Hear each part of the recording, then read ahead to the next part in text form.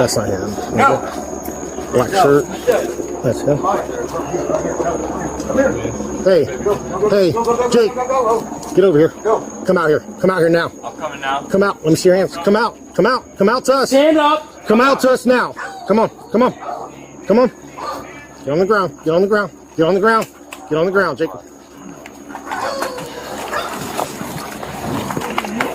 I'm gone. I'm done. I ain't fighting. I ain't fighting you guys. Guys, I'm Steve. Welcome back to the channel. Welcome back to another video. What you just seen was a small snippet of the arrest video of this man right here. His name is John Aylor, 37 years old. He was arrested August 13th, which you just seen some of the footage of. This guy's from Hillsborough County, Florida. This guy right here is accused of doing something vile. This guy stabbed his own mother to death this past Monday. Here's the story. Hillsborough deputies have caught the man they say is responsible for stabbing his own mother. We're seeing new video as well today of 37-year-old John Aylor being arrested around 24 hours after he stabbed, according to deputies, 64-year-old Julie Aylor to death in her home in Brandon. Fox 13's Evan Axelbank spoke with the grieving family again today and is live at the sheriff's office with more. Evan. Yeah, and the family says that she tried to help her son for years, only to find him returning time and again. Now it is too late, and the family wants everyone to know that she tried to help him right to the end. Jalen Blair may never get over what she saw. Her own grandmother, Julie Aylor, fighting for her life. She just wanted me to help her. I couldn't help her. You did everything you could. John Aylor fled this home on Silvercrest Lane after deputies say he stabbed his own mother to death. A tip from someone who had seen him on the news led deputies to this homeless encampment Tuesday morning, where he was arrested. Family says that his mother had let him in 4 days earlier so he could bathe. She made him a couple sandwiches and told him, "You still have to go, son. I love you, and I don't like to see you like this." But Monday morning, the sheriff says that he broke in to steal things he'd hoped to trade for drug money. He stabbed her as they argued. Family says she'd long considered him a threat and that she repeatedly tried to access public resources.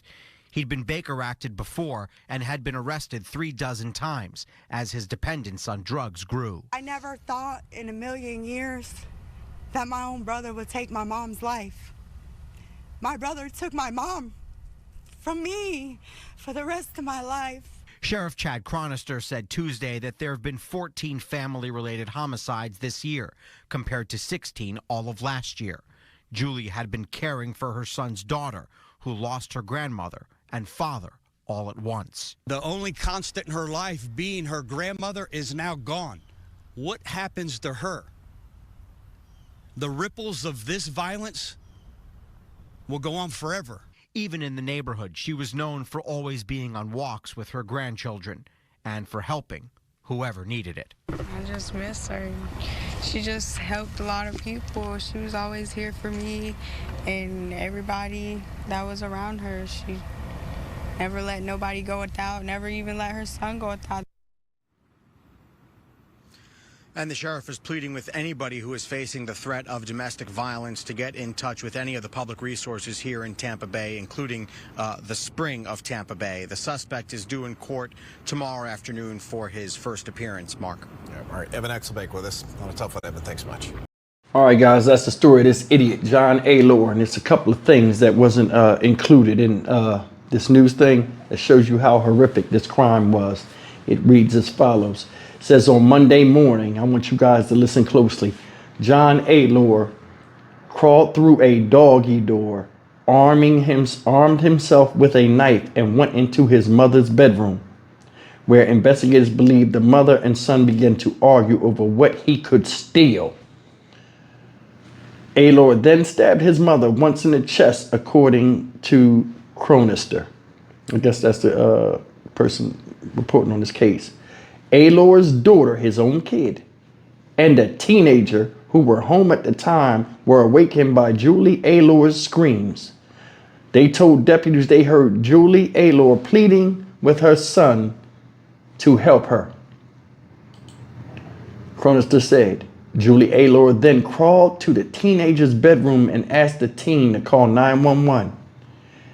Alar is a transient who couch surfed or stayed in homeless encampments, so deputies searched encampments along the Alafia River for him and found his cell phone, Chronister said. The break in the hunt came Tuesday when somebody calling said they saw a news story about the search for John Alar, and he had just seen him at a home on Marjorie Avenue where he was ultimately arrested. The home is half a mile north of Alar's mother's home. That was the video you saw. Now, as vile as this is and sickening, this is a common occurrence that happens out here, guys. There are a lot of family members, a lot of women that are coddling grown men. Regardless of the situation, they look at them as not able to take care of themselves. Let them stay in the house. Feel sorry for them. These men, you know what I'm saying, are still men. They still have wants, still have needs. This guy had a drug addiction. She was protecting him. A grown man is no different than a child that recognizes if they lean on you hard enough, they'll get their way. This is the same situation. This guy was transient. He was homeless, coming back and forth once in a while, was arrested 36 times. Sometimes you got to leave stray dogs by the side of the road. Even if it's your own kid, you can't take care of a grown-ass man. You cannot fix somebody that don't want fixing. This guy just wanted a Band-Aid.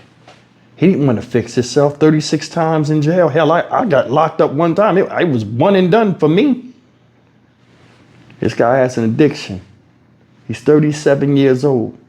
At what time do you get your life straight as a man and start moving in a direction that's positive for your growth and development individually?